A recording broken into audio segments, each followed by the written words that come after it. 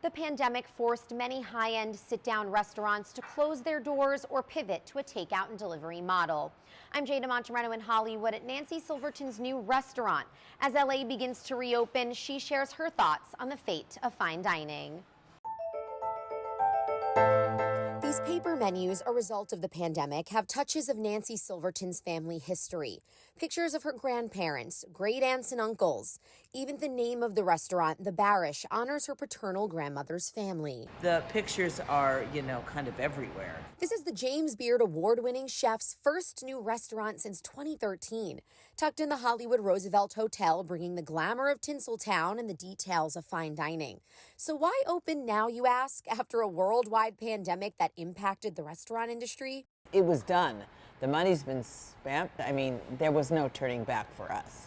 It wasn't a choice. This elevated steakhouse was ready to go in March of 2020, but when indoor dining halted, so did the grand opening.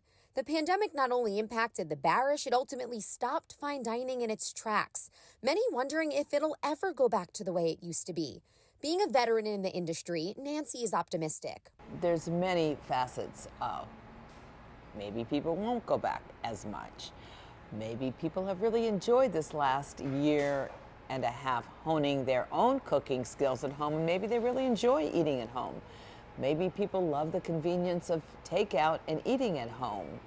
I certainly think that indoor dining will get back to where it was before, but I think it's going to take some time. She says people will still want to go out for special occasions and experience high-end service, the flair and elegance, all seen in her hand-painted plates, specifically designed uniforms, and a wood-fired oven you can see from your table.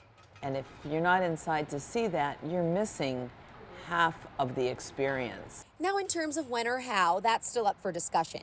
The Barish has actually been sold out every night for the last 3 weeks since opening, at 50% capacity though.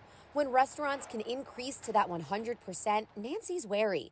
It still has taken a toll on people's confidence. There's a lot of smaller restaurants that really cram people in, and I'm just wondering how the public is going to feel about sitting shoulder to shoulder with somebody. I think that's going to take some time. But if we remain on track to fully open in June, Nancy is ready to give Angelinos that normalcy they desire.